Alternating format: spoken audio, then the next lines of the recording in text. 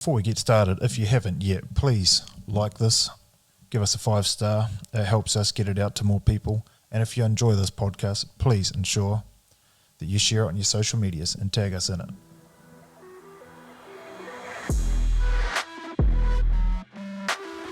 And we're back, season 2 of Common Unity. I'm Jason Fox, and we're looking forward to continuing bringing some great guests to you within this community. I hope you enjoy the show. Let's do it. Cool. Welcome back to Common Unity, episode 34. This rooster I've been trying to get on the podcast for about 6 months because he's been one of these quiet achievers over life that's acquired some pretty cool shit. And I'm going, what's this fella really up to? And I've known him for quite a time, but I don't know the full story, the trials and tribulations. We've talked quite a lot on social media and stuff, but never really sat down and gone deep into this stuff. So it's going to be a bit of a journey. Yeah. Welcome, Alex Roberson. Thanks, Jason. Appreciate it. No pressure, mate. No, not at all. Comfy. Sorry it took me so long to get around to it. No, this is good. This is good. For those of you with a camera, we'll see some beautiful bottles. So that's probably the back end of the story, but we're going to be enjoying some of his fine craftsmanship while we record this podcast. So if there's a couple of toilet breaks, you understand why. Nick's here again. Nick, welcome. Thank you. Yep, I'm here. I'm happy. I'm looking at some cool-looking vodka bottles and some gin. A little rumbo there as well. So Nick's quickly becoming a permanent fixture here. He's the super sleuth that's made the editing so slick and taken that job off me. So his name so slick, I've landed here. Yeah. Can't get rid of him now. No, it's good. It's good to see how it's progressed over the months, and the caliber, I guess, and the quality of it has increased. It's cool. It's good to see. Peaking now, is it? What's that? The caliber of the guess is peaking now, is it? Oh, well, I wouldn't. Yeah, we just got to get our schedule dialed in. So it's good that we've got Alex here. Yeah. So Alex, you're born and bred Tauranga boy? No, Auckland originally. Oh shit, this is over. Yeah, sorry about that. I'll see myself out. Born in Auckland. Moved down here, I think, in the late 90s, and haven't never looked back. It's an awesome place to live. Yep. Although it is starting to get a little bit like Auckland now.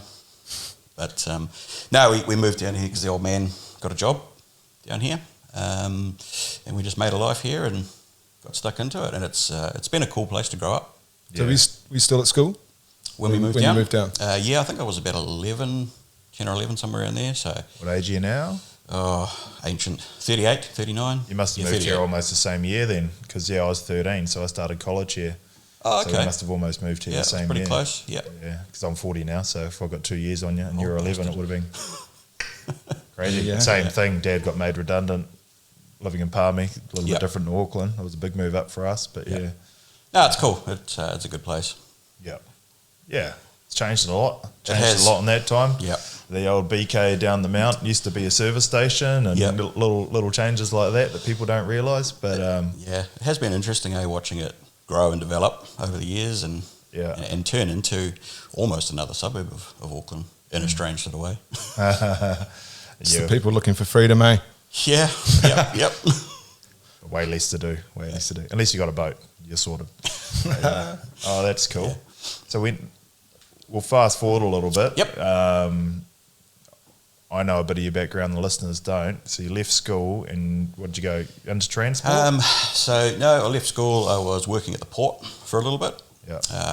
Working for a container company down there, just trying to find my feet, I guess, like every young fella.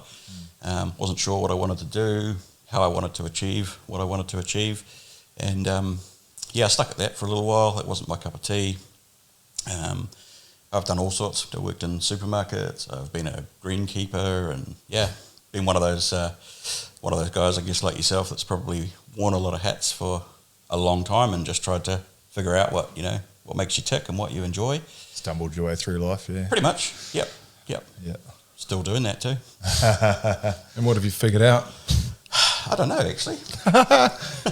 It's a good question, I think about that all the time, and I think this is probably why it took me so long to agree to come on here, because it's like you've got to have some confidence that you've got a little bit of knowledge to impart and share with people.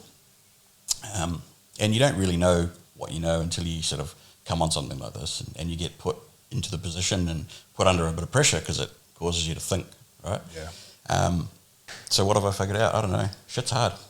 Yeah. Everything, you know. So you bumbled from job to job at the start and trying to find yourself. And then when did you feel like you sort of got a grasp on something that you really like to do, and what was that? I'd sort of, as you say, I'd sort of hopped between jobs and I didn't know what I wanted to do. So working at a supermarket for so long, that was kind of my comfort zone. And when I was trying to figure out what I wanted to do, I went back into that just to give myself some time to think. And I always used to remember unloading the trucks in the morning. I thought, hey, this is pretty cool. I like this. And that's where the interest with trucks came from. So that was forklift where you're on the forklift and loading them. It's like, Yeah, unloading them, loading them. I was in the produce department. And yeah, just getting used to talking to the truck drivers and, you know, figuring out what it was all about. And I thought, yeah, this is not too bad. Started showing more and more of an interest into the transport scene. And one of my friends actually got a job with a local company. And then he ended up saying, why don't you come and drive trucks? Yeah, so sure. Got the Class 2 licence, went and did that, worked my way up pretty quickly to Class 4 and then Class 5. I think within a year I was onto my Class 5 and driving all around the place and enjoying it. I was like, this is pretty cool. What was that, sort of mid-20s, late 20s? What was I, 18, 19? When you're doing your Class 5s? Yep. Okay, so Yep. yeah, I think way I back probably in the day. was. Yep. So so you must have left school similar to me, after school C sort of thing? Yeah, sixth form, I think. Yeah. Yeah, I think I tapped out about then because I just couldn't see it being something that was going to put me on the path that I wanted to do. Yeah. Well, I wasn't engaged, right? Yeah. There was no subjects there that were... nothing hooks you. Yeah. Nah. So, you know, and you think no one's going to do it for you. So you got to get out there and try and find your own way. Yeah, cool. So yeah, worked my way up, like I say, through the Class 5s and did that for, how long? Probably would have been a couple of years. Got to the point where I was sick of working 70, 80 hours a week, whatever I was doing, for not a huge amount of money. And I just sort of started having a chat with a few people. And I sort of said, hey, if I go out on my own, would you support me? And the support was quite overwhelming.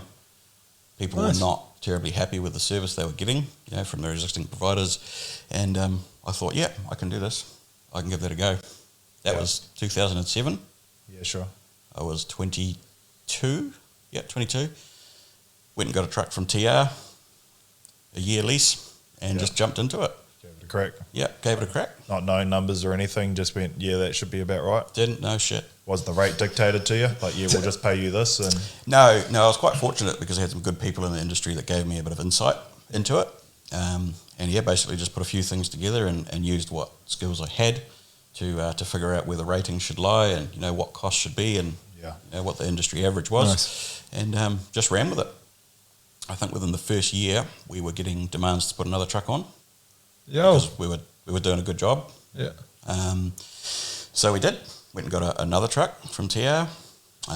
Brother started driving that one to begin with because obviously, you know, he's involved with the business with me. It's not something I've done single-handedly. We've done it together. So within the year, second truck, he comes on. Then we're starting to think, shit, this is taking off. What do we do? Because we didn't want to be both driving constantly, right? Because he was doing the admin. So we had to figure out, shit, we need someone. So that's when we employed our first driver and just sort of kept steamrolling from there. Nice. so what's the name of this transport company for anyone listening? The name of the transport company is Amline Freighters. Yep. Very, very similar colour to Booth's, unfortunately. Beautiful black trucks running around. Yeah, I promise we did not steal their colour scheme. You would have been the first black. You would have been the first black trucks in Tauranga. Yeah. You were here well before then. Yeah. But I'm pretty proud of what we built, hey, and we've got a really good team now. I think we're up to 7 or 8 trucks or something, and a team of about a similar number. Yeah, probably 10 of us, including Miles and myself. Yeah, sure. And that's what makes it tick now. We've got a really, really good team that, you know, we can trust and put our faith in, and they're all working towards a similar goal. Yeah, it's not an easy industry though, eh? For anyone listening, they don't realise obviously 70 hours a week, and to make it work, you pretty much work the 70 hours a week. Yep. You got to milk every kilometre and every hour of the day in a transport business because the overheads are so high. To replace a truck these days is $800,000 for a truck and trailer. So you got to pay that off and replace it again in 5 years' time. You're talking some pretty big numbers. So. No, you're right. Definitely not an easy game whatsoever. But it's a hell of a learning curve. And I think it separates you from the rest, I guess, doesn't it? With how much stickability you've got. I've wanted to quit more times than I can remember. But you keep going, right? And you keep going and you achieve something, and you get a little win. That spurs you to keep going a bit more. Well, what you touched on before is everything's hard. Your ability to show up and take on hard challenges is your step to success. We learn nothing in a win. A win's like, you beauty, let's go and have a couple of drinks, cool. When you lose, it's like, shit, what was the lesson there and how do I make sure that doesn't happen again? Exactly right, And that's been reinforced probably this year. I mean, as you guys have probably seen as well, this year's been difficult for a lot of people. We built it to a point where it was, fairly stable, but this year has been challenging in terms of just trying to shuffle things and cut back here and there to, ensure that when things do come back, you're in a strong position to push on through and bring your whole team with you. That's a good one. And you've got yourself your own commercial buildings and stuff too. You're not just running trucks around, you're doing a bit of storage? No, we've... the depot that we're in, obviously we rent, but we do a bit of storage out of there, storage and distribution. Yes, we do have our own commercial buildings, but they're not related to the transport.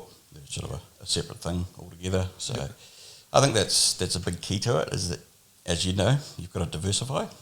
The small amount of money that you do manage to pull out of it, you've got to put into more things to make it worthwhile. That was the one lesson I learned early in the sales days, selling trucks, with Jim Ramsey. Sat down with him and he said, a lot of these trucks run around at pretty low rates, Jason, but overall the cash flow is pretty high, right? And what that's given him is the ability to build lots of commercial buildings right around the country. And at the time they were just completing an $18 million build or something that they were doing, I think, in Auckland. And it was like, it wasn't too long after that he really stepped out of the business, and they've, since been purchased by Move. And all those trucks are gone, but I bet you all of those commercial buildings still are in their trust, paying them hundreds of thousands of dollars a year, if not millions, across them all. And that's what retires you. That's right. And you've got to have some sort of strategy. You can't just rely on, the business being able to perform forever. You've got to future-proof it however you see fit, I guess. And it's the same if you're a job. I talk about it all the time. Cool, you earn $100,000 a year. Fantastic. You're pocketing 80.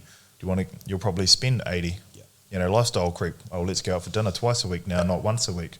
But if you can buy yourself an investment or put a little bit of money into shares, that does grow over time. There's no such thing as a get-rich-quick scheme. That's called lotto. I'm sure we've all brought one and not won it, so that doesn't really pay out. But, the ability to put something aside goes a long way.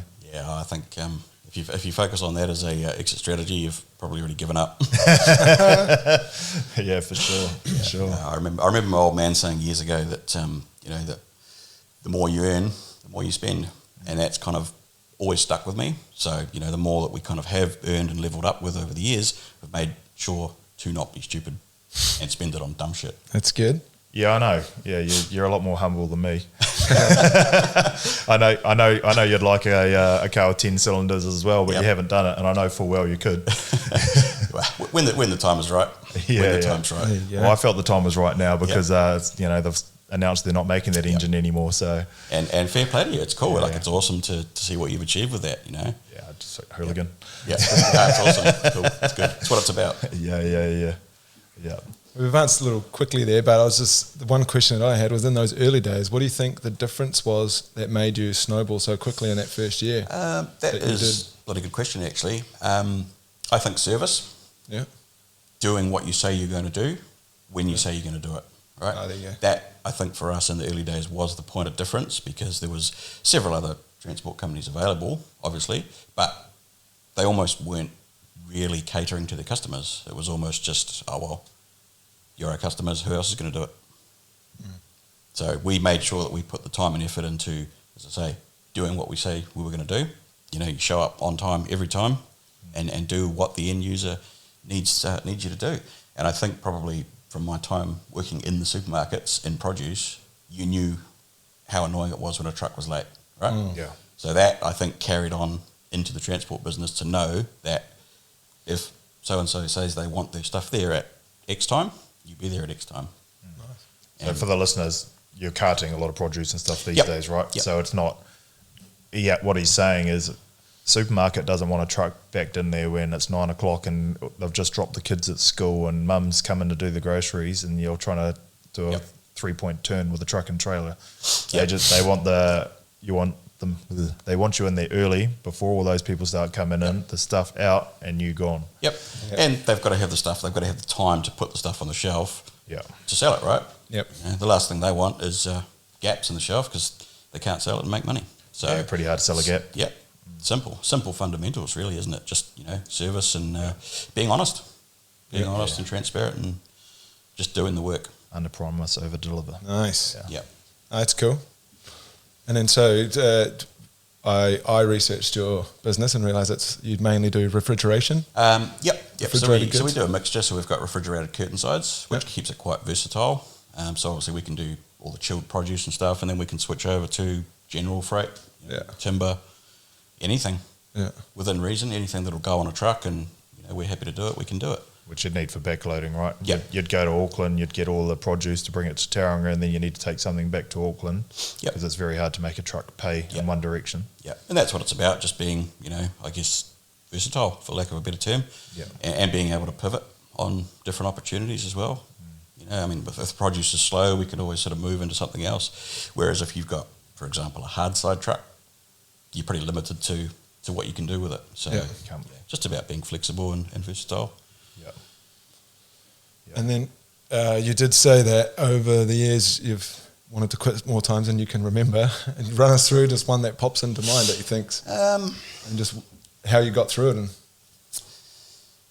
And I think when you've got, for example, breakdowns happening, you might do a gearbox, you might do an engine, and on top of that, at the same time, you might have a staff member acting up and causing problems. And you look at what you're actually drawing out of the whole exercise, and it's not huge, right? So the whole thing is a long game.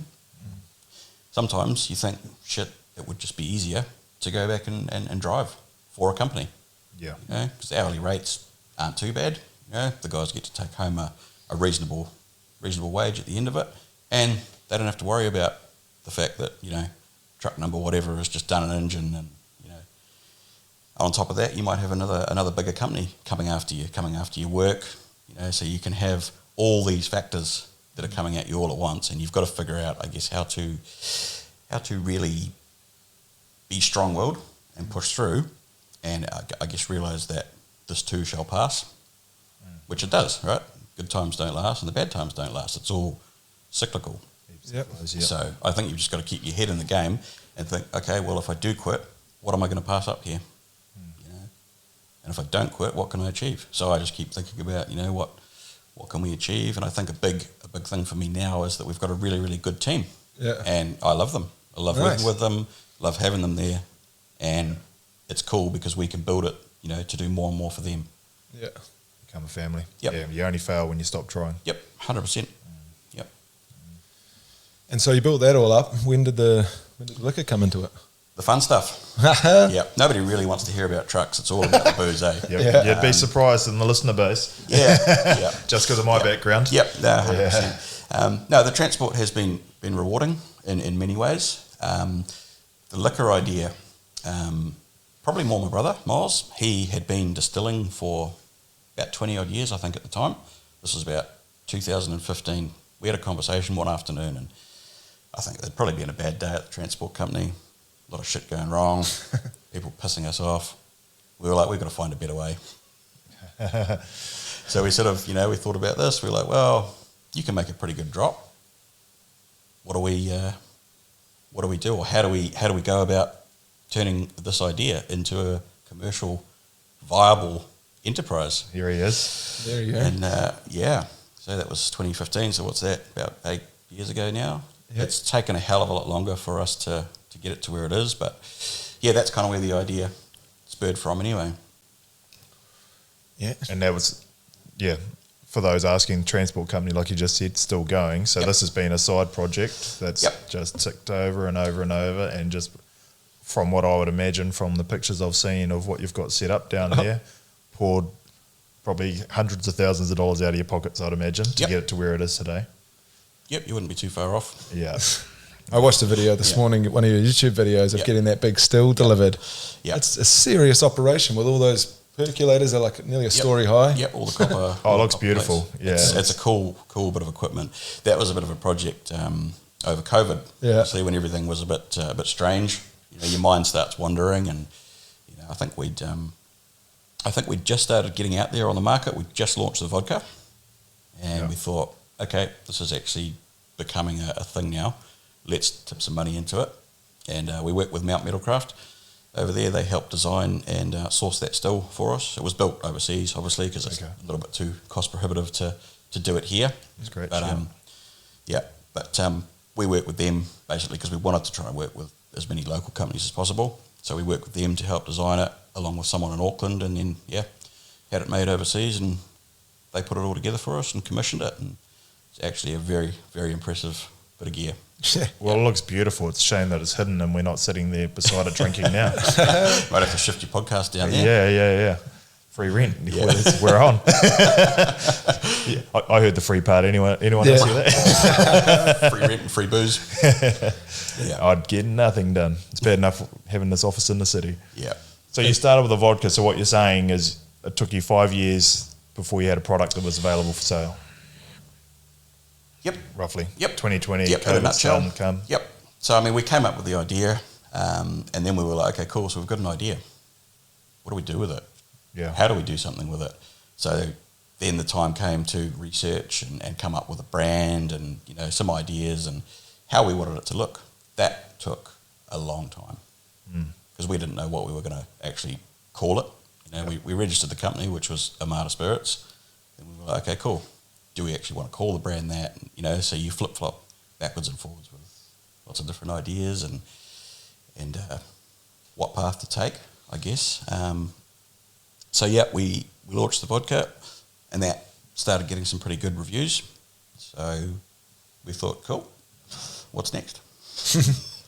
Yeah, well, what you're saying there, you said earlier when you showed up, is that when you walk into a shop, people buy with their eyes, right? So if you just had something in there that was pretty plain and boring, may not have gone so well, but these bottles are pretty cool, and the message on the back, love how you've done that. I appreciate that. So you showed up out of nowhere, basically, in the first year, I believe it was. Let's see what year it is here on the bottle. 2021, so you've been going for a year, and you got a bronze for the New Zealand Spirits Award. Yep. Tell us about that. Yep. No, we're pretty wrapped with that, and then managed to pick up another bronze the following year running. So what's... Excuse me. Okay. Sorry, that was last weekend's misbehaving. Catching up on me. Terrible. Cut that out, Nick. So 2 years in, so how do you go on the draw for this? Are they just walking through the street and they're like walk into a liquor store and pick up a bottle, or you've got to put yourself in the draw? Like, what's the process for getting your name in the hat? Oh, so we enter. It's obviously a competition that anyone from around the world can enter. Sure. Obviously, it's aimed at New Zealand producers. So it gets submitted. It's basically blind taste tested by a whole panel of reasonably well-regarded and experienced people. So obviously they don't know what they're tasting, so that removes any bias from it because there is people that are producers as well as judges. Sure. It's basically just, I guess, judged on its taste, character and aroma and mouthfeel and all that sort of jazz. So they probably think they're drinking their own product sometimes, like, yeah, that's my one. I do wonder sometimes. I do wonder. Yeah. Oh, it's because it's blind tasting. Yeah. Yeah. And then that's a bottle that should be admired, though. There should be a score for your bottle, how it looks. Yeah, there is different categories with that you can enter into, and that's probably what we'll look at doing as we progress. Sure. I think for us to begin with was just, we know it looks cool. Yeah. We think it looks cool. Yeah. And from what other people say, they seem to agree. So I guess for us it was just making sure that the product that was in the bottle was as good as we think it is as well. what I love is if you're walking past in a liquor store and you can find Armada vodka, you grab the back of the bottle and it's got the whole message, the big long sort of 40 words of what it is, but then it's got a whole lot of lines drawn through it with basically cut the crap, the freshest grains and purest water make damn good vodka, smooth, pure, transparent. Bam, that's great. Love that. How good. Yeah. And it's a great drop because I grabbed a bottle, must have been 21 when it first came out too, and I really enjoyed it over that Christmas period. And yeah, these gold awards, I would say, they get you looking, right? Yeah. I very rarely walk into the supermarket and don't buy if I'm buying a Sav or something, if it doesn't have a gold star on it, I'm not even looking at it. Yeah. And it's like, well, they got something, it must be right. And that's right, eh? You know, there's a lot of choice and there's a lot of competition out there. So I guess to have some awards validates that it's not bad. Yeah, it's worth investing a bit of money into and giving it a go. Especially if it's your first time. You're like, well, do I buy the old Smirnoff that I've been used to drinking since I was 30 with the old OJ, or do I try something a little bit more refined? Yeah. And that's what's happening too, you know, people's palates are getting a bit more sophisticated. Yeah. All us old fellas that were young shitheads are moving away from, you know, just the rocket fuel. Mostly. Young shithead. Till we're on a golf trip. The whole branding basically came from us being a couple of relatively, what I like to think of as simple, straight up guys, right? We're not here to talk any nonsense. Mm-hmm. There's a lot of pretentious crap that goes on within the spirits industry, and our stuff is aimed at, you know, pure and simple. What you see is what you get. Yep. Made by a couple of guys that give a shit. Yeah. What I'm hearing here, though, with the transport company and then the vodka and that, you must sit up in the evenings and sort of think of these different ideas. You must have a few that you haven't acted on. And like business ideas. Like business ideas. Sounds like. And where do you think that came from? Yep. The desire to be open-minded in business. Like looking for opportunity. I've asked myself that a lot. I don't have a solid answer for that. My folks were in business way back in the late 80s, I think, early 90s. They had a reasonably successful business, and I think I saw that other side of life about, you know, how good things can be when you put things into action and get a reward. Just as a full and transparent disclaimer, we didn't come from money. The parents' business, unfortunately, ended up turning to custard through various reasons when I was probably 5 or 6, I think. So I think what happened was I saw the rise of what they went through, and then I also saw the fall. And I think for me, as I got older, I wanted to figure out how to create a life of, you know, I guess abundance and fun and doing what I wanted to do. You know, because I mean, by nature, I just work hard. Yeah. That's been instilled in me. And I guess you just realise from a young age that if you don't work hard and put the effort in, you're not going to get anywhere. No one else is going to do it for you. Correct. And that snowballs into a transport company and a liquor business. Yeah. Boom. Yeah. Would you say you can, like, you know where you're going? Like, if you sit here and go, all right, in 10 years' time, you can kind of picture, you know, your lake house, your batch, like sort of where it is you're heading towards? Yeah, I think so. It's still probably a bit murky, you know. And I was thinking about this actually on the drive over, because I had a funny feeling you when I asked that. Did you hear the podcast last week? Which one was that? My one with Josh Cox. No, I didn't actually. Yeah. So the reason I ask it is he did a personality test on me called Clifton Strengths, and one of my strongest things in my personality was futuristic. And he's like, you know, my ability to go, oh, there's a problem, this is how we'll solve it, is pretty high. But at the same point, like, with the coaching programs we do, sometimes we're like, show us, you know, what your life looks like in 5 years. And so many people sit there and scratch their head, and I'm just like writing pages of like, I've got this. I can tell you the watch collection, all sorts of stuff. Yep. And again, it's not that I need those assets, but we pinned out, I suppose, the other day that it's kind of like the scorecard. But it's like I'm very clear on what my future looks like, and through that somehow I just keep doing the work that gets me towards it. That's right. As you've always said, you know, 1% better every day. Yeah. You know, and if you can aim for that or more, then eventually you're going to hit your target, whatever that may be. Yeah. Show up, do your best. Yep. enjoy the process. Yep. Let God do the rest. That's probably a big one. You've got to enjoy the process, because I think Elon Musk was the one that said it, but it's like, being a business and entrepreneurship is like chewing glass and being expected to be thankful for it. Something along those lines anyway, and it's very true, isn't it? It's a good analogy. Yeah. Chewing glass and drinking champagne. There you go. Yeah, it's well, you've got different things that motivate you too. Cars, watches, whatever it may be. Those are, who cares how people look at them? Whatever keeps you ticking, till you get to the next thing and figure it out. For me, I guess to answer the question would be freedom to spend my days how I want to spend them with the people that I want to spend it with. Yeah, that for me is the big thing, right? I think I got through the materialistic thing quite young in life, because that was what motivated me, was, the cars, the this, the that, the whatever. Yeah. So I've kind of come through that and almost out on the other side, I guess you could say, but not really, because I still love cars the same as Jason, and I'm still going to keep collecting trinkets along the way. But I guess now it's a bigger picture, right? Like I said, freedom. Yeah, 100%. Like we're already planning a 3-month holiday in 5 years' time. So we'll be gone, So we're already like, well, if we bought a house now, we could do a massive renovation on it while we're away. It wouldn't impact our lives so much. So we're looking that far ahead every day. And it's not the asset, because, what we're actually saying is in 5 years' time, it would be really important for my wife and I to go on a holiday and do what a lot of people did in their 20s, because we were having families back then. Yep.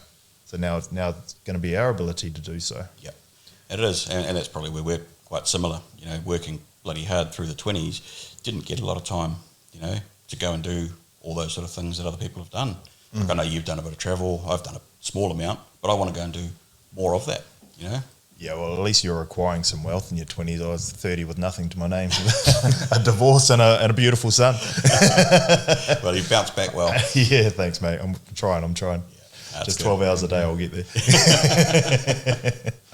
Yeah. So, like you say, you've got to love the process. There you go. Because I was just about to jump back on that. When you say you love the process, and then what kind of things do you like to do to keep that sort of process enjoyable? Because it must be hard to... So you mean sort of in terms of unwinding? Yeah, well, not unwinding, or just keeping the motivation high to keep running the company that you're running. That obviously causes a bit of stress at times. I think it's just being mindful that comes with the territory. Yeah. And you look at the problems as learning curves. Yeah. Instead of being a pain in your backside, they're just learnings. And that's basically what business is, isn't it? You're just in the process of solving problems constantly. Yeah. And the better you get at solving problems, hopefully, the better you get paid for it. Yeah. There you go. And not to take those problems personally, right? Yeah. It's like, oh man, that sucks. And when it's going to cost you $50,000 in the pocket, that hurts. Yep. It bloody hurts. Yep. But ultimately, you got yourself into this. You got to get yourself back out of it. So what's next? And how do we get through next month? And we'll carry on. Yep. And go. Yeah. You just got to have the tenacity, I guess. Yeah. And probably be a little bit mad as well. Yeah. But it's learned. Helps. Yeah, definitely be mad. But it's learned, right? Like year one in business, if you blew an engine, it would have ruined your life, you know. And you possibly happened to you, and you've stayed in it. Yep. But after, what are you saying? How many years is that now? 12, 13 years?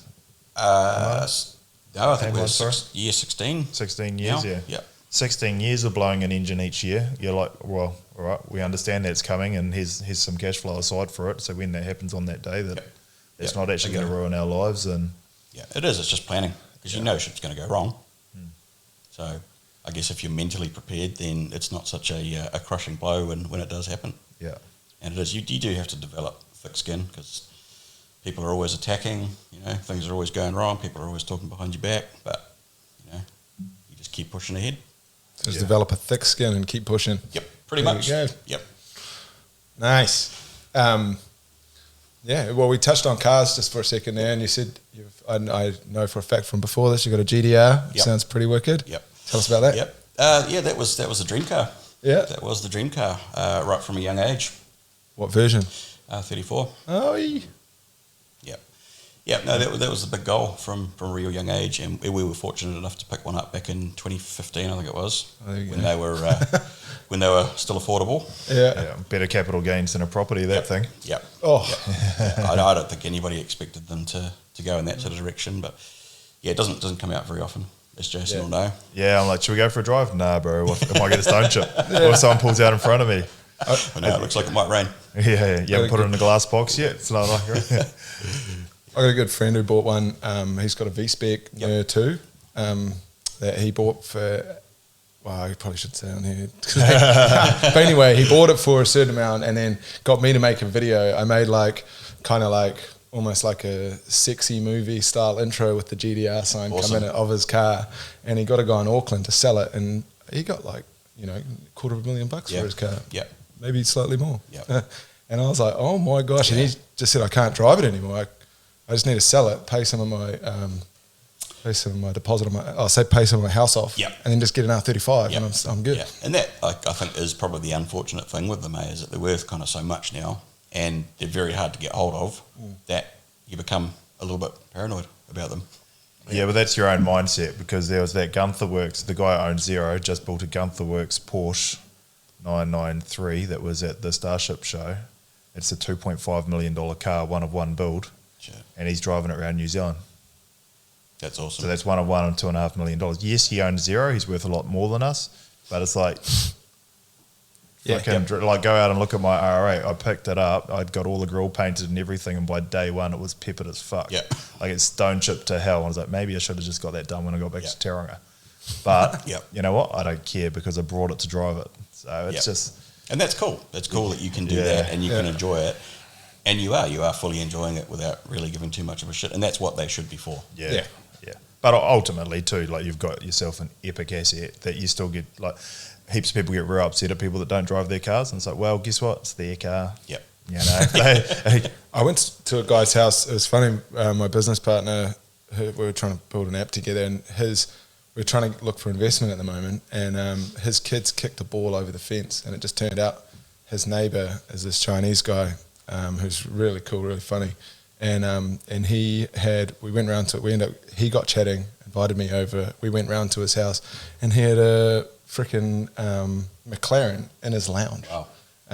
was this just the other day when you were sending me the Snapchat? Yeah. So that was so it wasn't someone you knew. It just had you kicked a ball over the fence. No, my business, and then he ended up investing into our business. That's awesome. Which is wicked as. Yeah. Really? Yeah. You haven't told me that. It was pretty cool. Yeah. So it was just this chance thing where my business partner's kids kicked the ball over, and then next minute we're in this guy's lounge, and it was ridiculous. It had the whole his whole house designed exactly just to put a car there, and then even had the kitchen here, and then a big wall window so he could look through into his garage. Had his other two cars from the kitchen. Does he drive it though? The McLaren. He does not drive the McLaren, so that's why it sparked my thoughts. Has he got other supercars or anything? He doesn't have other supercars. He had a 4-door Maserati, like a brand new one. I think was his wife's car, and then he had a really slick looking one of those new Supras, like a limited edition one of them. That was his daily driver. I'll just tell him that if he wants to drive his McLaren, there's a few of us looking to get some drives together here in Tauranga. Yeah. Because there's a few cars in Tauranga, and if you're listening, guys, we need to go for some more drives, because like Hamilton's got quite a good scene, Auckland's got a huge scene, Christchurch's got a huge scene, and there's some cool shit parked around this town, and everyone's like keeps to themselves. Yeah. And I think a lot of it is that tall poppy thing. They're afraid to bring them out. Definitely. They don't want people, you know. I know a mate of mine, he's had a few cars damaged down the mountain. Like his kids were getting bullied in school because of their wealth. Rather than championing them, going, wow, how'd you do that? And his story's fucking epic. I'd love to have him on the podcast. But, you know, we just got to just get out there and own it. Yep. And all I've had from driving my car over the last month is enjoyment. Yep. And it's not enjoyment because I'm rolling around in a sick car. Like I actually don't give a shit about the car, which is probably why it's all stone chipped. But what I'm getting is like kids like, oh my God, as you drive down the street and people taking photos with it, making reels of it and tagging me in it. Like that's cool. Like I'm just enjoying watching everyone else enjoy the thing. Yep. I must admit that is what I enjoy when I take the GDR out. Yeah. You know, little kids are like, whoa. They want to jump in it. They want to sit in it. They want to photos with it. And it's cool. It's cool to be able to share that enjoyment with little kids, you know, because you remember what it was like when we were young and someone would roll past with a Lambo or Ferrari and that inspires them. I had that thought when I watched your video on YouTube this morning, because this big Scania truck rolls in, that's your truck with the still in the back, and then roll in with your nice blue ute with all the gear, all the accessories. That one there's actually Mount Metalcraft, but yeah. Okay. Well, anyway, I saw the blue ute, saw the big truck, still coming off. I'm like, this is all the toys. Yeah, toys are fun. You got to have toys, eh? Yeah. Otherwise, what's the point? 100%. 100%. And you got skis and other things, right? It's not just about the cars. Like, if I go back to the tall poppy thing, this is what cracks me up. Is, say a car like mine might be. I mean, no point in hiding the price of it, because anyone can go and trade me and look at it. So this isn't a brag or anything. So call it 200K. Everyone goes, oh, I've been getting asked all the time, what do you do for a living? It's this big thing. Jump in your car, drive down to Sulphur Point on a Thursday, and what will you see? $110,000 ute tied up to a $200,000 boat, backing in on a Wednesday so they can go fishing with their $25,000 worth of fishing rods on the back of it. And no one questions the bloody thing. There's a tradie in there that's fucking decided to work 3 days this week. He's backing at 350 grand worth of equipment in the water to go fishing with the boys. But you pull up in a car with nice paint, it's a little bit low, and so what do you do? Are you a drug dealer? Yeah, it's funny, the different impressions, or I guess assumptions people make, and how they're tied to things like that. Just because I guess of the flashy, prestigious image. But no, you did right. There's much similar, or I guess values, with stuff like that, utes and boats. Jason's exactly right. Yeah, and the other thing too is like, well, what do you do for a living? Well, that's part of it, but what assets do you own? That's really the question. Because if I was just doing something for a living and the only thing I brought was that car, I've done the wrong thing. I've done this backwards, and it's not going to serve me well. That's right.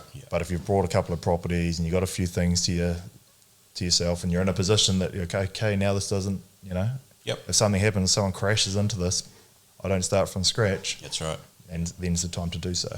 You've got to put the hard graft in first, and get a bit of an asset base and a few things behind you before you can start.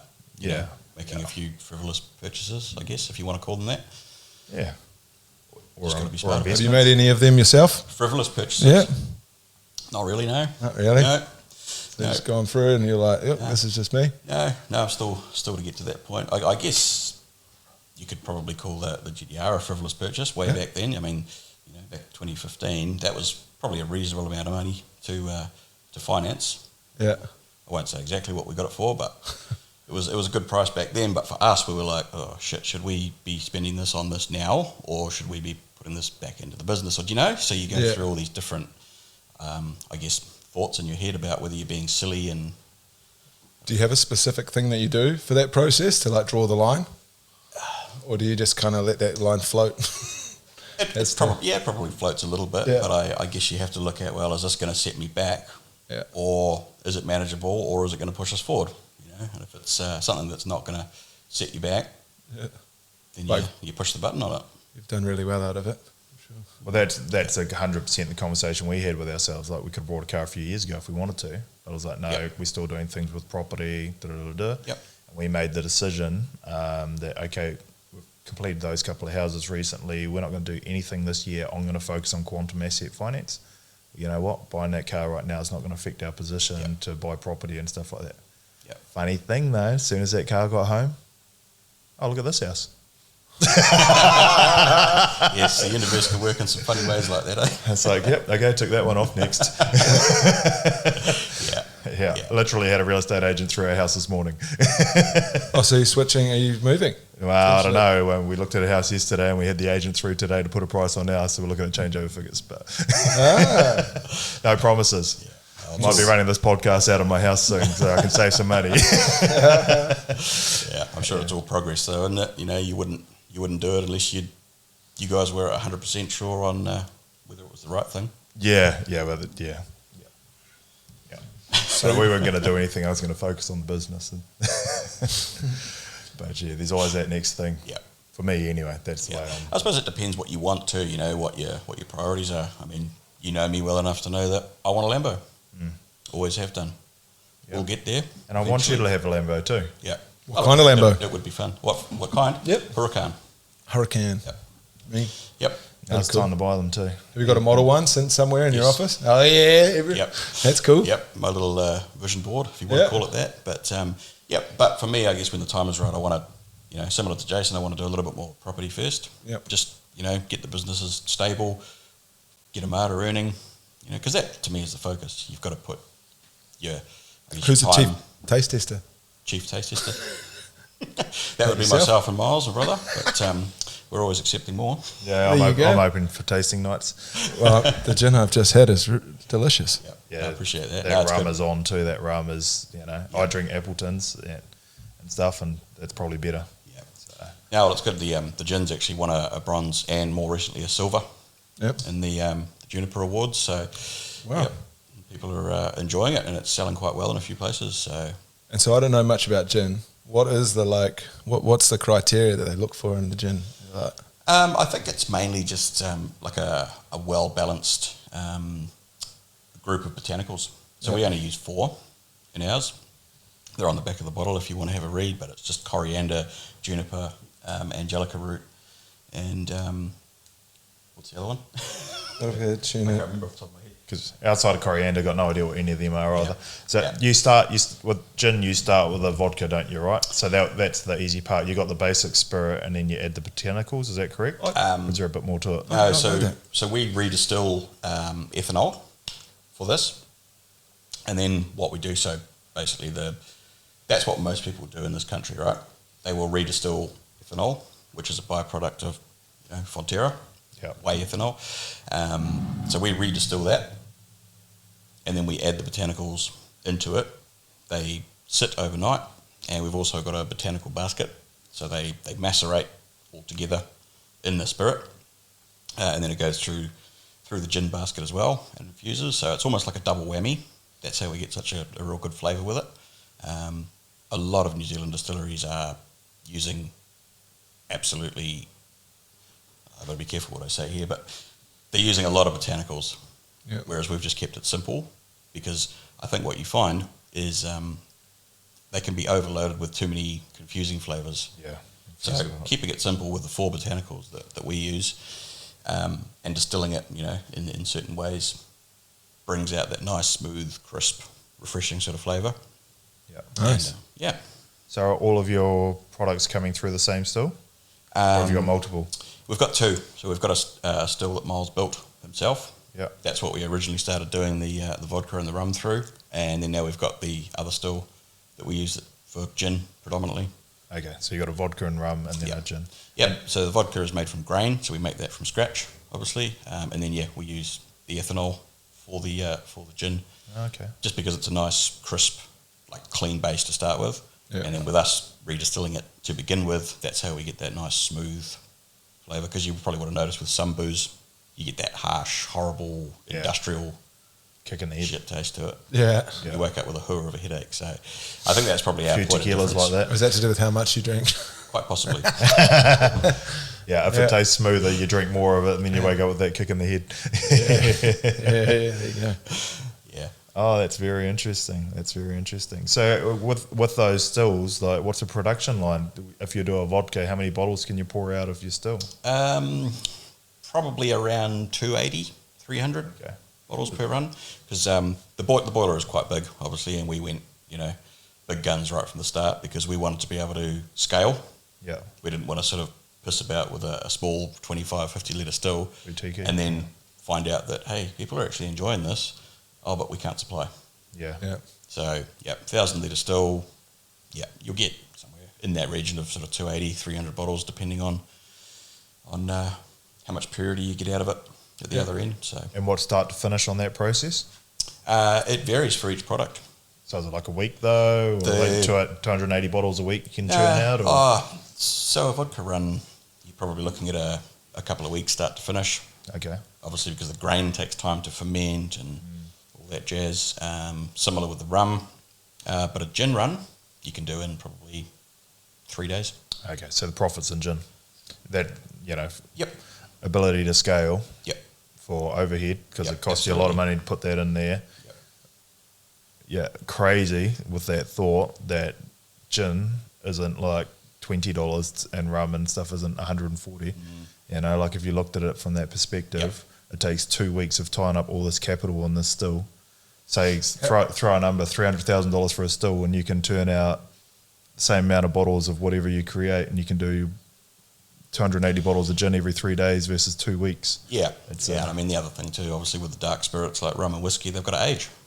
You know, to get a good flavour out of them, they've got to sit there in a barrel for at least 3 years. Yeah. So the whole idea for the distillery was to do a New Zealand whiskey. That was Miles' goal, and still is, and we're working towards that slowly. But yeah, we quickly realised that we need some income. So that's where the vodka came from, and then obviously the gin. Yeah, that almost explains why whiskey bars aren't such a thing anymore, and gin's becomes the hot favourite. Because as a producer, you're going to promote the shit out of the most profitable thing that you've got. That's right. And I'm not saying you're getting rich off it, but just by economy of scale, anyone that understands the basic stuff that I just said is that as a business makes sense. These are nice to have, but very hard to make a dollar from. Yeah. The vodka's not too bad. But yeah, the gin is definitely much easier to sort of pump through and keep consistent. And then, you've got all that time tied up in the dark spirit. So that is why a lot of people are focusing on gin. And obviously it's popular too. You know, that wave is still going. And you can make so Gin's many great. cocktails from it, can't you? Like, you go into Miss G's and you just like lists of this bloody stuff. I'm not sure if you're in there, so I should probably promote a bar you're in. But we will be shortly. Okay. Yeah, Ash, that's the girl. I signed your petition yesterday, so support Alex. We're getting there. Yeah. We'll go tell her after this, we'll go, we'll get the... Go and have a chat with her. And we'll get it all signed up. Sign that petition about the parking. For those of you listening, how's this? Tauranga City Council, a lot of you are from Tauranga, fucked Cameron Road, took all the car parks out, screwed small business. We know about the twisted car parking building that's not open. And these awesome commissioners, if you see one of them, give them an uppercut, have decided that we're going to remove the car park on the bottom of the Strand before opening anything else. Definitely does seem like a very strange decision. So the petition going around, if you can see it or sign it, is literally, hey, cool, take it, make it a green space, but just do it once you open the other car parks. That's all that anyone's asking. So all those car parks along here? All on the waterfront. On the other side, yeah. They're taking the whole lot and just going to make it grass. Yeah. Not bars, not anything cool, just grass pretty well. But that's like removing 200, 300 car parks. No one can work in the city, and they're like, why have we got empty shops? There's no way to get here. Yeah. So anyway, that's a podcast in itself. And Tolly, maybe we should have a conversation, love. Wow. Bloody parking, eh? But anyway, so no, that's an exciting thing. I know I've had a few other mates that have done premixes and stuff like that. Not that easy to get out to distilleries and get it around the country, right? Like that's a process in itself. Yep. Have you started that process, or you're more sort of trying to just get into the bars and get them selling the products? Or? Just sort of slowly working sort of in synergy with bars and bottle stores, right? We sort of pick a few bars that we think might work well with, and obviously if they're open and receptive to the idea, people can go in and try it there, and then obviously, you know, the brand awareness becomes a bit more, and then through the liquor stores is where people can get it. Yeah. It's like I say, it works hand in hand, and just a slow and steady burn. You know? So you're nationwide, or you're more Bay of Plenty, Waikato? More Bay of Plenty. Yep. Bay of Just Plenty. concentrating on your back door. Yeah, just getting a feel for it, I think. Yeah. Because we've got to know, you know, once it does start to ramp up, we've got to be able to forecast, right? How many bottles do we need to order? What do we need of this, that, and the other? And it can be quite tricky because you don't know. You don't know how much you're going to sell, whether people are going to be into it. And there is a lot of distilleries now. There is something like 150 or 180 or something along those sort of lines. All people trying to do the same thing. Everyone thinks it's easy, eh? I think that probably is the I love drinking the piss. assumption. I'm going to put my name on it. I'm going to put it out there. Man, what a hard industry to be in. Yeah, it is. It's tricky. I mean, we thought it was going to be easier than transport. Yeah. Don't think so. Yeah. There you go. You must be proud going from zero to like now we're looking at these 3 bottles that... It is. It is very cool to see it materialise, you know, because you can sit there for, you know, days, weeks, months, sometimes years, and not a lot happens. And then all of a sudden you get a little win, and then that translates into a bigger one, and then all of a sudden, you've got it in this place, and you've got it in that place, and this person's talking about it, and all of a sudden someone else has heard of you, and, you know, so it just... Same with the transport, a slow burn. You know, we're not here to try and win any races. It's just a slow, steady burn and see what we can do with it all as time goes past. That's wicked as. I can't speak for you, but I'm going to ask you, because this was one of the things that fascinated me most about the alcohol industry. Do you get slapped with excise tax before you can sell your product? Or is that only at bottlers? Because if I went, say on Pals, as an example, that's a big premix that you know, and you run off thousands of crates of piss, whatever it might be, and before that distributor releases it, you have to pay your tax up front. So before you can sell your product, you're paying tax for selling an alcohol in this country, which is, the tax is based on the percentage of alcohol. So 4% tax, 4% alcohol, you'll pay less tax than 5%, and you'll pay way more for 6%. If you want to put out a strong alcohol, you're paying a big chunk up front. Yep.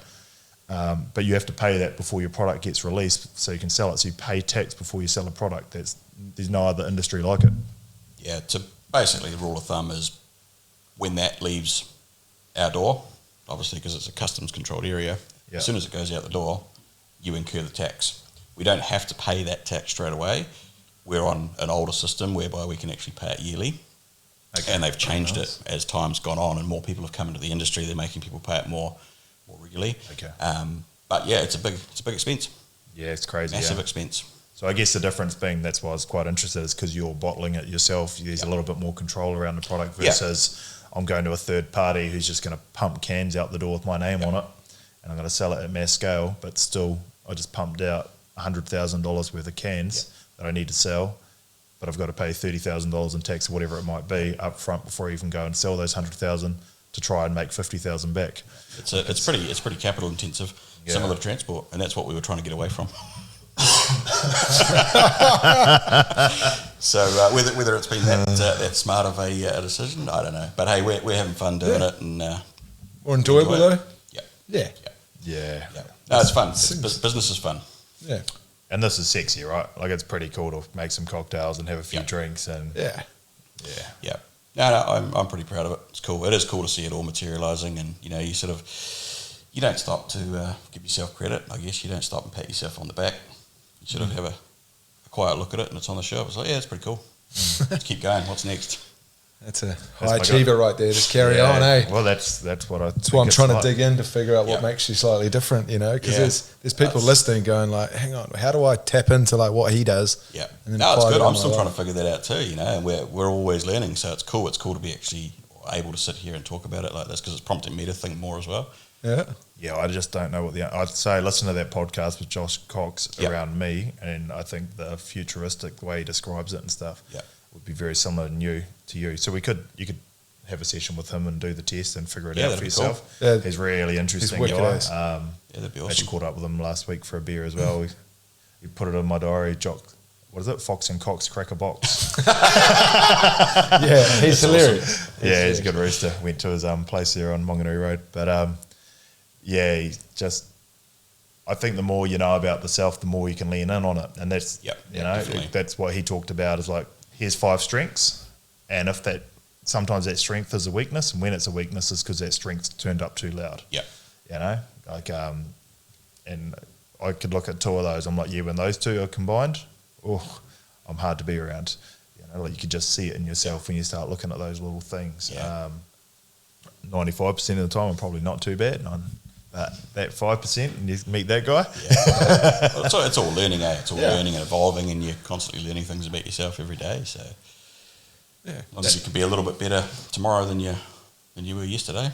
Well, if you never go and actually understand it, you can't grow from it. So until you actually look in and go, who am I? What makes me up? Why am I the way I am? And go, okay, that's cool. I'm going to lean in on this, pull back on that, whatever it might be. You can't grow. You're just repeating the same day after day. Because we don't get taught that well in school, I don't think, to like articulate the difference between this way of thinking and that way of thinking. And because we've always thought from the perspective as being us, you know, it's hard to understand how we are to other people. That's right. Yeah. And then this kind of just gives you a bit of language around, like, it just gives you a thought structure around what you are and how that's different to other people, and then goes, okay, sweet, I'm going to lean in here, I'm going to turn that part down a bit. It's just really cool. It's a really good way of looking at it, actually. Yeah, it is good. It's great. So what does the future hold? Obviously, you've got a lot on the go. Transport's going to carry on. You got no... I just want to keep growing everything. Yeah. I want to keep growing with the transport. We want to grow this, obviously, nationwide and then internationally. And, just keep combining it all and getting bigger and better. There it is, enjoying the journey. Yeah. Enjoying the journey. Yep. There you go. Absolutely. And, hopefully a little bit more free time to do some more leisure activities. But, I just enjoy the process or the struggle, call it whatever you want. Yeah. That, for me, for the most part, is fun. So don't take a lot of holidays, don't take a lot of time off, just keep pushing. Yeah. Here's a good question for you. Do you get bored shitless if you're on holiday? Like if I said, hey, do you want to go to Fiji for 7 days and sit beside the pool? Are you like, fuck yeah, let's drop everything and go? Or are you like, I could probably do like 4 days, but what am I going to do after that? Yeah, pretty much. Yeah. Day 5, day 6, you're getting a bit scratchy. Yeah. You want to start getting back into things. But it is good. We went to Raro earlier in the year, first time being there. It was cool. It was really good to just stop for, a week and just pull back and, see a different part of the world and experience different cultures and just chill, But I bet you a lot of the time you sat there, you were thinking about what's back home, and that actually gives you an opportunity to not necessarily be working in the business, but to reflect on it and work on the business within your own head. Yeah. So you probably came back and went, fuck, this is what we've got to do. Yeah. Yeah, it does. It gives you time to reflect and be inspired a little bit more. Yeah. And I think what I had to train myself to do while I was on holidays was be present and just actually enjoy it. Yeah. Because I'm always sort of thinking in the future, and that gives Futuristic, there you go. He's got it. I bet you. Yeah. I bet you. Surely. Yeah. I love it. It's good. It's good. As I say, you're always learning and doing different things, but What does an average week look like for you? Is it like split up mostly transport and then a little bit gin after hours, or how do you break your week up? No, I'm pretty fortunate now to, like I say, have a good team at the transport company. So we've got an operations manager in place, we've got admin staff in place, and a good group of drivers.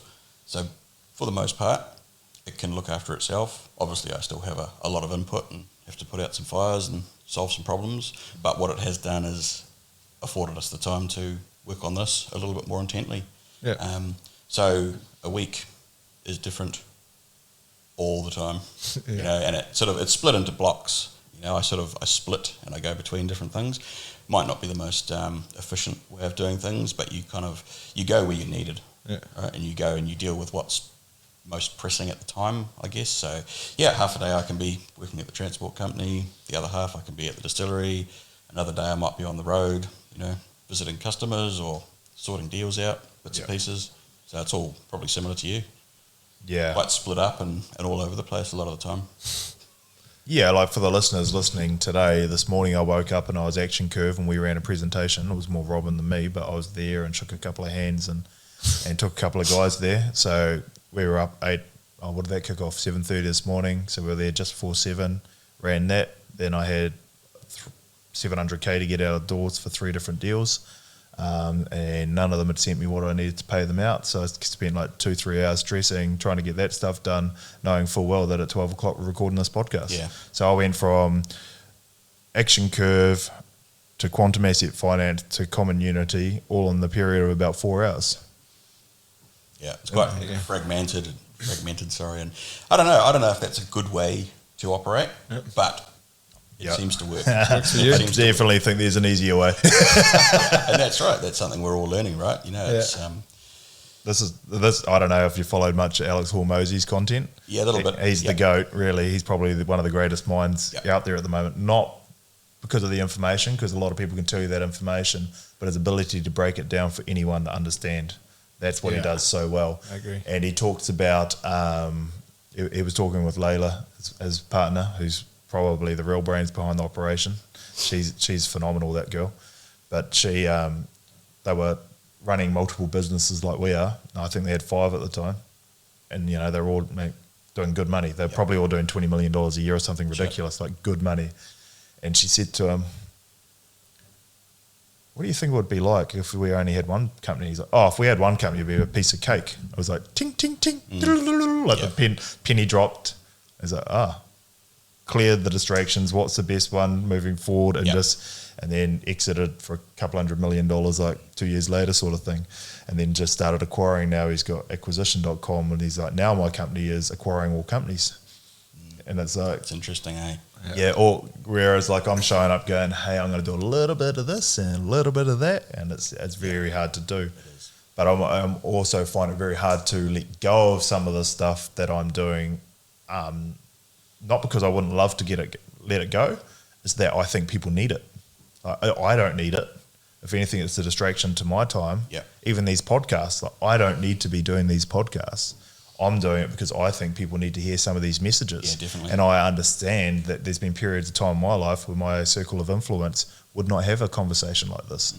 So if I was in that period of time and I listened to that podcast, maybe I would have done something a little bit earlier. Yeah. So like this costs myself and now Nick quite a lot of hours a week to turn around. Yeah, I can imagine. That's non-income producing, and in fact, it actually costs us quite a lot of money to get it on YouTube and different things. But I'm still doing it for the betterment of whoever's listening to this right now. Yeah. And are you doing it with a view to look at monetizing as you go forward? I mean, is that something that you have as a goal? Look, there was a period in time, probably 12 months ago, and if everyone said if you could drop everything and just do one thing, what would it be? And I would say like podcast. Yeah. I was like, if I could, it'd need to be monetized because it costs quite a lot of money. And to do the podcast well, I need to hop on a plane and fly down to Christchurch, interview 4 people, shoot up to Auckland for a few days. It's accommodation, it's this, it's that. You need a team. Then you want to go to Australia, maybe meet some people over there, and you want to go to America. Like, to get scalable, it needs to be monetized, right? Yeah. It's freaking expensive to fly anywhere, so it needs to bring some money in the door. Yeah. So really nice to do.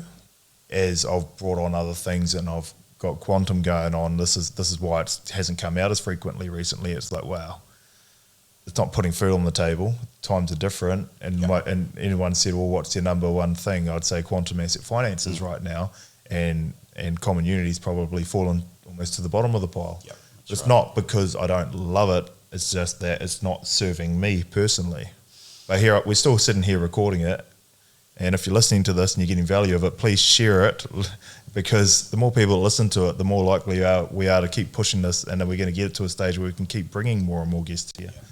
No, it's good. I mean, it's good to see where you've come from with it and what it's evolved into. I remember you and I talking well before COVID even about these sort of things, and discussing ideas with like-minded people. So you've done it. You've brought it to the surface. It's cool. Your fault. I think it's quite, like, I don't know if brave's the word, but like, some of the stuff you say on the podcast and things like that, like everything's all recorded, and it's like, it's quite hard to put yourself out there. Yeah, you put yourself out there for sure, and you open yourselves up for arguments with people you've never met, and freaking all these different things that could potentially come from it. So I think it's awesome. And it's a shame, isn't it, that people almost automatically default to that confrontational, argumentative nature. It's almost like people seem to have a desire to be right constantly, instead of, I guess, sitting back and listening and learning. And look, I'm one of those people. If I had a big argument with my daughter recently around politics. It was solely around the fact that she believed policy to be true that wasn't true. I was like, you need to be educated on that. My delivery on it probably wasn't right. And my delivery on it would have been, if you go back to, one of my strengths is command. Yep. Well, if command's pretty loud, you're going to get a different Jason Fox that you'd probably hear on the podcast. Yep. Doesn't come out very often, but But when it does, look out. Yeah, unfortunately, it's there. It's something I've tried to work on. I'm a lot better at, but it's there.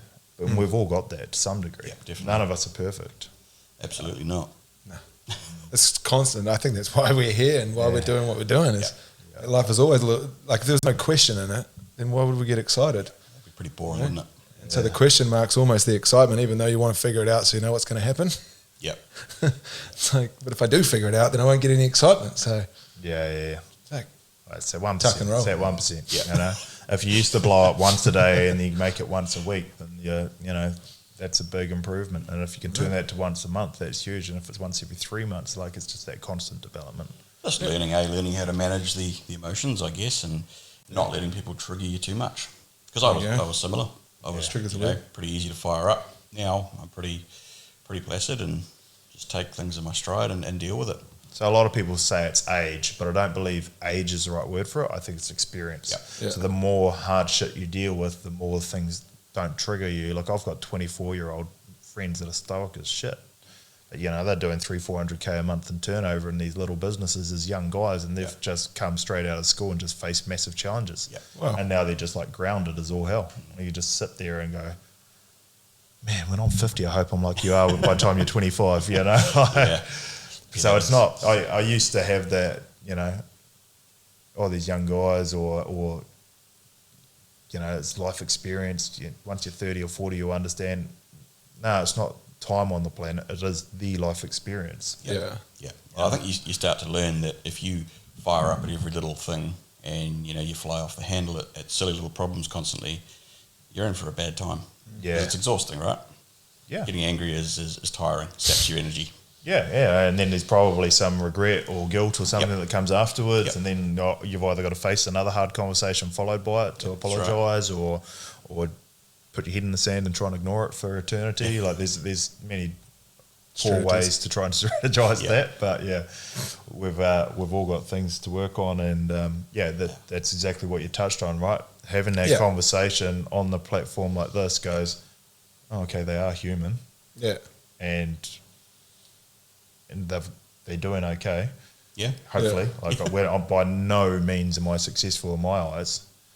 But, you know, if I compare to maybe some of my family members or my parents and stuff, I think, we've done pretty well. Like I'm looking at how I'm going to retire my parents, not how can my parents retire me, which a lot of people get to have that conversation. Yeah.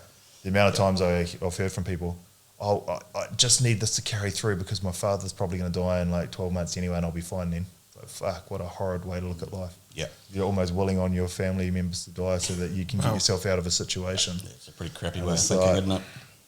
Whereas I'm like, how can we get ourselves into a position that my parents can actually retire and not have to worry about putting food on the table? And stuff That's right. Well, success means different things to different people, doesn't it? You know, and you'd be like me. You'd be probably pretty hard on yourself, and you compare your situation to others that are doing much All higher the time. or greater things. But as long as you're learning and evolving as you go and getting a little bit better each day, then I think you're winning, really. I literally have a business that focus on exactly that. It's all about 1%ers and just keep stacking them, and then eventually the snowball starts rolling, and you're like, oh man, it's rolling on its own. Plug. The journey's fun. The journey is fun. Okay. Yeah, absolutely. And what Nick does, like, he's a phenomenal guy. Like, I do not know anyone that falls off a scooter, breaks his jaw, and then starts Snapchatting the boys going, bro, this is so epic. This injury so far is so good. I've been able to play so many loops in my mind and I'm feeling so positive about breaking my jaw. I just spat out some teeth, but this is such a good experience. I'm like, it sounds like you're not well, eh? He's like sending me Snapchats, blood all down the front of him. He's like, this is so cool.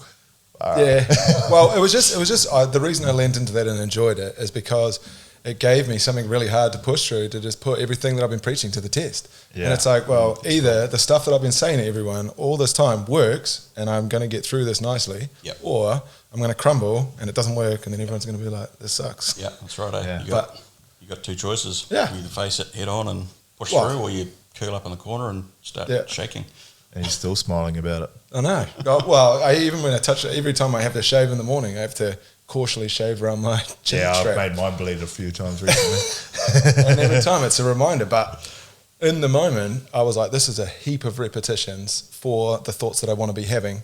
And so the fact that this is so uncomfortable is actually getting me just way more reps of what I want to be thinking. Yeah. And so if I just took that attitude into it, now the broken jaw's a positive thing because it's giving me more repetitions to load the mentality that I want to have.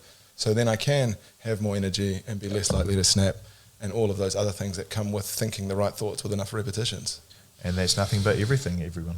I'm going to be real rude because I'm busting, so I'm going to go for a pee break because this Armada gin's going down so well. You guys can either keep talking or put it on hold. I would pause it and go pour another gin. Pause and gin. I think it's good to sort of understand a little bit more about yourself, eh? Yeah. Because I was just saying, you go on day in, day out, and you don't think about anything other than the task at hand. So you're not thinking almost how to be better. You're almost just on autopilot doing it. Yeah. So when you do stop and think, it's quite cool. It prompts you to think on a different level.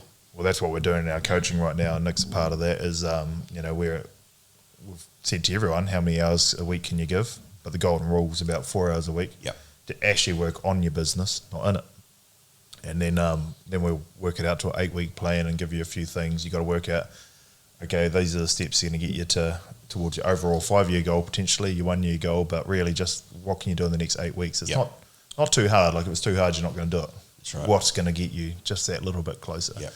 And then you go, all right, well, how long is that going to take you? Is it going to take you 8 hours? Okay, well, you're going to need to split that over 2 weeks. So don't load yourself up with 16 hours worth of work that you're never even going to start on. Yep. Just make it like small bites, and just those little steps every single day will lead you to something. But the unfortunate thing is we get busy, we get stressed, we just get caught working inside our businesses, and we're reactive rather than proactive. We're just like, that happened, I've got to solve it. That happened, that I've got to solve it. Versus, actually, if I did this, maybe those things would never happen again, because we've put the system in place with these steps and procedures. And well, that's it. You've got to design the time to give yourself the time. And that's one thing I've probably been pretty terrible at. I don't have time. So what happens is, those problems linger. So they only go away once you stop and put the time into structuring something to figure out how to get rid of those problems. And that's one thing I'm trying to work on a lot more at the moment for myself with everything. Because the days do burn up pretty quickly, so you've got to be reasonably structured and disciplined. Like if I look at transport for you, and I'm not telling you, and I've never looked at your financials or anything, I don't know how your business is run, but a classic example is the engine blows once a year. Okay, cool. All right, we know we're going to have this big engine. Some people would say, all right, we're just going to have a crate engine on the floor. So when it happens, we know we've got an engine. We're not waiting for someone to rebuild one. We can have in and out in 2 days. That's an option. Or do we spend the time, look at our fleet and go, actually, we could, the R&M on this truck's costing more than the finance on a new one. Why don't we just finance straight into a brand new truck? There's all those things, but so many people just get caught in this loop of, shit, that blew. Oh, I'm almost catching up. Oh, the transmission just blew. Oh, I'm almost just catching up. The diff just blew. Oh, it's Christmas now. We're 15-day work weeks. And it's just a snowballing effect in the wrong way that Nick enjoys a snowball. It's the kung fu. It's a kung fu panda going down the stairs. It's not the snowball up or snowball down. It's snowball one way. Yeah, but unless you actually take the time, that's where Profitable Pathways was kind of born. Was like, hey, I understand you guys are time poor. Leave it to us. And how's that going? It's actually going really good. Awesome. I haven't promoted it, so if you're in transport and you want to have a conversation, let's actually have a conversation. But I sat down with some big players when I was at the Brisbane Truck Show that are like 50 truck operators and stuff like that, and they were like, it would actually be awesome to have you go over some numbers and,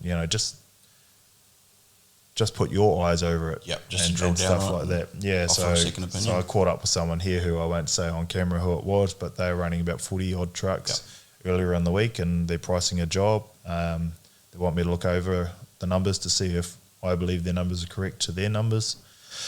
The unique advantage I have, and I'd never release anyone's details, but as someone in finance, we get to see a whole lot of different operators within the industry's numbers, so it can give you some really interesting benchmarking. And I did one of those deals that I was saying I'm trying to finance at the moment. I did the forecasting for that customer, ticked off by the accountant that sits in the back of Profitable Pathways. Everything always gets a tick before I submit it. Okay, do you agree? And I submitted it to credit, and credit rang me and said, where did this forecast come from? They said, we've never seen something that thorough. That's awesome. And they said, where have you got the benchmarking and stuff? Because they're in a similar position to me. Like, they see data and this, that, and the other thing. I said, oh, well, actually I own this company and we do this, and that. And I was like, that's pretty cool. And then also in the last couple of weeks, I had a customer come to me and said, hey, I'm pricing a job for a business. Can you price this? I sat down for about 4 or 5 hours to price it correctly. Looked at inflation rates, looked at all sorts of things. Happened to have scam plans, so the only things that were really fluctuating was probably some general costs, fuel and ruck, which is covered by FAF rates. Like, his business was pretty secure, but truck only, I saw his break even, assuming 100% finance, was like $3.30 a K for truck only. There's truck and trailers running around this country still at $2.90 because ability to replace the truck. Scary, eh? Yeah. So doing those numbers, like, well, if you can't get that, don't even take the job on. So, it might have cost him fucking fuck all, because less than $1,000 for me to do that for him. Yep. And it could have saved him tens of thousands of dollars if he went into a run and just started bleeding money out and a whole lot of stress. Either, if you can do it for that, cool, you've got a chance. If you can't, don't even enter into it. Yep. There's value in that, right? But it's nice that people are actually starting to come to me, and I haven't promoted it at all. It's kind of the word of mouth, or a couple of people that listen to this. I've spoken to, Hayden from Truck and Driver and the guys at NZ Trucking about potentially doing ads a couple of times or an article on me.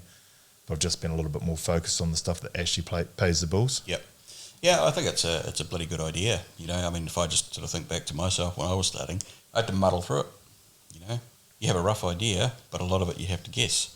I was fortunate in the fact that I guessed pretty accurately, which was good. But you'd see it probably more than I do. The amount of guys that get it wrong, and end up tits up fairly quickly. Well, the big thing over the last couple of years has been, do you have FAF rates or not? Fuel and road users moved so fast that people had to park their trucks up before they lost their trucks. You're better off with your truck sitting there, not operating, going broke, than driving it down the road. Because if you're 10 cents off a kilometre, it's like driving down the road and flicking 10 cents out the window every kilometre, and you do 600 kilometres a day over a term of a year. That's quite a lot of money. Start hemorrhaging money real fast, eh? Yeah. So everyone gets excited by they hear a figure. Let's call it 30 grand. Could be 40 grand. Could be 50 grand. I'm going to earn that, but I'm only getting paid 8 grand to drive a truck a month. Bro. Might have a relook at that. Yeah, take the 8 grand and go buy yourself a house and a boat. Yeah. Are you finding people are underrating stuff quite significantly at the moment with what they're doing? The people that are coming and have the conversations, that are willing to have those conversations, normally have a pretty good grip on what's happening, and they're willing to pay for a second opinion, which is a nice place to be. The other people are just like, the average owner driver, unfortunately, sees an opportunity with a letter of intent, and they go, here's an opportunity for me to put my name on the door, without really knowing what you can get into. So as a broker, it puts you in a tough place. Hey, are you sure you want to do this? Yes, I'll do the finance for you, but are you really sure of what you're getting yourselves into? Like, have you sat down with your accountant? They're like, yeah, it's all fine. Like, they just want to put their name on the door. But the reality of it is, it's a lot harder than what they believe. And it's a hard position, because if I don't do the deal, then they'll go to someone else and get the money. And if they get someone else to do the money, that person may not hold their hand through the process as well. I know a lot of people just go too hard. And man, I've worn some stress with some of these operators, trying to carry them and help them through and battle for them, and then try and get them on and say, hey, I've got a whole business here, I'm willing to help you with it. But they just see you as a cost rather than an investment. I think, unfortunately, the ego gets in the way too with a lot of truckies. They just, as you say, they want the name on the door, and they want the big rig, and they want all the glory that comes with it, not realising just how difficult it actually can be. Well, the thing is, if you go and start off like you kind of did, where you started pricing some jobs and you got your own work, and I come along to a lender and say, hey, here's a forecast I've done for myself, I've got some jobbing work and I'm going to do this. Well, where's your contract? Where's the proof? Where's the nuts and bolts behind this? So people fall into working for some of the big names that you might see on the NZX listed companies, earning peanuts because they're getting that letter of intent that gets them the finance over the line. And then if you're going to play in your space, you're playing with some pretty big businesses that can be pretty ruthless too. It's not. It's an interesting industry that I think what we've seen over the last 3-4 years is mum and dad businesses are getting swallowed by the bigger, largely still mum and dad businesses, but they're taking it all, and it leaves very little room. That's right. For anyone else. It's definitely getting harder. As the years and months and years roll on, it's you're seeing it. Did you listen to the Blake Noble podcast we did in Common Unity? Can't remember. So Blake Noble owns Transcom. Oh, yes, Auckland. I did. Yes. I mean, we were talking about this the other day. Is he was very accurate when you get to a certain size. Like the other guys with black trucks, or the Move, or he's with Halls. If someone goes along, I'm going to take on their work, you've got no opportunity because they're moving so many tons, thousands of tons, that it would actually take you 30 trucks to pull in. So you're going to take the work? Cool, where do your 30 trucks come from? If you wanted to put 30 truck and trailers on the road, you're probably 2.5, 3 years at best. At best. Even if you started buying up second-hand ones, like you just can't turn it on. So the volumes, the customers get stuck with the operator as well. There's no room to move in that big, interesting point. Big scale. Yep. You know, where it's like you're a little bit nichey, where you're in a nice size, but you're ripe for picking for one of those guys too to take you over at some point. Potentially, yeah. One of them may seem value in it, but hasn't happened so far. Yeah, well, you obviously haven't upset them enough. No. I'm pretty good at upsetting people from time to time. Yeah. Operators, not partners. We're all good at that. Yes. Easy to do, isn't it? Yeah. So we've gone through a lot of stuff, and we've gone through the businesses and all that. What's home life like for you? Home life, Really? Good. Yeah. Yeah, good. Just me and my wife. We have no children at this stage. Could be on the cards. Been practicing? There you go. Been practicing. No, I'm too tired most of the time, to be honest. So it ain't happening. Yeah. But no, just wife and I and 2 cats. Yeah. And we spend a lot of time at the gym together. We're actually on an 8-week challenge at the moment. Yeah. It's about week 7, I think. So we're almost through it. There you go. We've been focusing on it together, which has been really cool. Yeah. Because we were a bit lazy and undisciplined, and we were like, right, now some stuff's got to change. So no, we're good. We've been together, about 10 years. 10 years. Well, about 10 years now. Married since 2018. Yeah. Yeah, she's good. She's a good girl. Lovely. She's an early childhood, and she keeps me grounded. I think I probably need that. Yeah. If you have 2 people that are sort of quite driven, it can get a bit stressful sometimes. Yeah, it's all There you go. Yeah. So no, she's good. We work really well together, and a lot of sort of mutual respect there, and we just have fun together. And what suburb do you live in? We're in Papamoa. Papamoa. Yeah. Oh, you like it down there? Yeah, no, it's good. It's getting a little bit busy, but it's good by the beach. All you need is a holiday home, eh? That'll fix that. Wouldn't that be nice? Wouldn't it? What, just closer to the beach? You're already in Papamoa. What do you need a holiday home for? Can't see the beach in Papamoa. But he's sand dunes But it's in a the way. 2-minute walk though, surely. Yeah, no, it's good. No, we're pretty cruisy, eh? We just chug along and do our thing together and spend time together without too much pressure. So I just thought I'd ask the question because we haven't touched on any of that sort of stuff. Let's see where that went. Yeah, nice. How that fits in. Well, I think we've pretty much covered everything other than a couple of drinks after this and celebrating our lives. But we've covered a reasonable amount. It's been good. I appreciate the opportunity. I've enjoyed getting to know you. Yeah, it's been good to hear more of the story. There's no message or anything you'd like to tell people, or that we used to have back in the day. Gabs' favourite question. Let's reintroduce it today because you've been through a lot of stuff. Was always, what would be some advice you'd give to your younger self, whether it be 18, 20, 15? There would have been a period in your time where you thought, shit, this is a bit tough. It's a hard one on the spot, but I think if I was to give my younger self some real pertinent advice, it would be to define your goals. So don't set out with a loose goal. Really define what you want. I mean, you can do whatever works, but I think if I'd defined more what I wanted when I was younger, instead of setting a goal, for example, to be, I want to be a millionaire and retired by X age, which I think a lot of people got that do, thought pattern, which was mine as well. And you just kind of stumble your way to it. I think if you are clear and defined in your goals and what you want, then you figure out how to design a plan and a life around that to achieve what you want.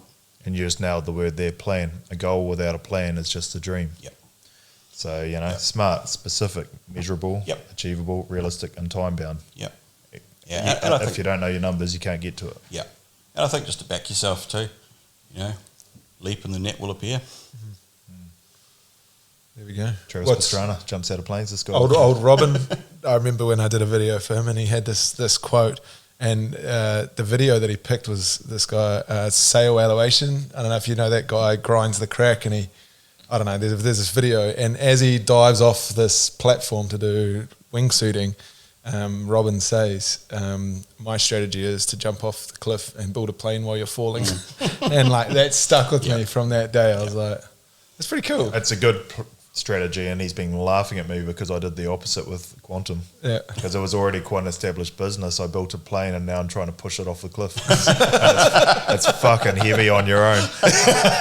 Built a plane and now I'm trying to push it off the cliff. Awesome. I like that. Yeah. Got the front wheels over and now it's like grinding against it. It's like, ugh. Me and Tim are on each wheel giving it a good nudge. There you go. Yeah. No, I think, like I say, just back yourself, and if you want something bad enough, you'll figure out a way to do it, won't you? Yep. Stickability. Yep. Love it. Well, thanks for coming on. If anyone wants to find you, not really on socials and stuff. What about Armada Spirits? Do you want to promote the hell out of that? Yeah, absolutely. Yeah, go and have a look at armadaspirits.co.nz and have a look on the Instagram, Facebook. We've got a couple of events coming up, actually. We've got one in Waihi Beach next week, 26th. We've got a tasting. Yep, Secret Garden. It's a great spot, Secret Garden. Very cool. Yeah, that'll be our first tasting. So that's another little event that's going to push me out of my comfort zone. Oh, if you're putting a bus on, I might be able to come, but yeah, it's a you're bit not of the a first drive person home. that said that. Didn't think about doing one locally, eh? Oh, we're getting there. Yeah. We've got Gindulgence coming up as well, 4th of November at the Wharepai Domain. So Nice. we'll be there. Sunday is night. that the playoff with Sunday Gintana, night. or is it the same sort of? Similar sort of thing, basically. Different people? There's 20, 25 odd craft distilleries from cool. around New Zealand that are going to be hocking all their wares. So Yeah, I'd be into a bit of that too. yeah, I'll get you a couple of tickets if you want to come Charter along. bus for the other Come trip. along, yeah, for sure. Yeah, well, we're running out of days, but definitely keen to give it a nudge. And as far as stockists, they'll find that on the website. They want to On the website, it's probably the chump best. all this golden nectar from the gods. Yep, best place It's to not look gold, is on the it's website. clear. And if you do have any people listening that have bars and restaurants and bottle stores and they want to stock it, give us a holler and I'll come and have a chat. I definitely know a few people with bars, so we'll have a conversation off here. Yeah, All right. sounds good. Well, thanks for coming through, brother. We Yep. really appreciate No, your thanks. time, and it's good to understand the full story of what got you to be this little hoarder of pretty cool shit that's been silently achieving for many years. Yeah, no, I appreciate the opportunity, and like I say, sorry for taking so long to get around to doing it, but no, it's been fun, and hopefully I've spewed some nonsense that someone might get some value out of. Well, Nick and I have, so the rest of them doesn't I've really matter definitely after got that. Awesome, that's cool, job done. Boom. All Awesome. right. Cheers, guys. See you next time.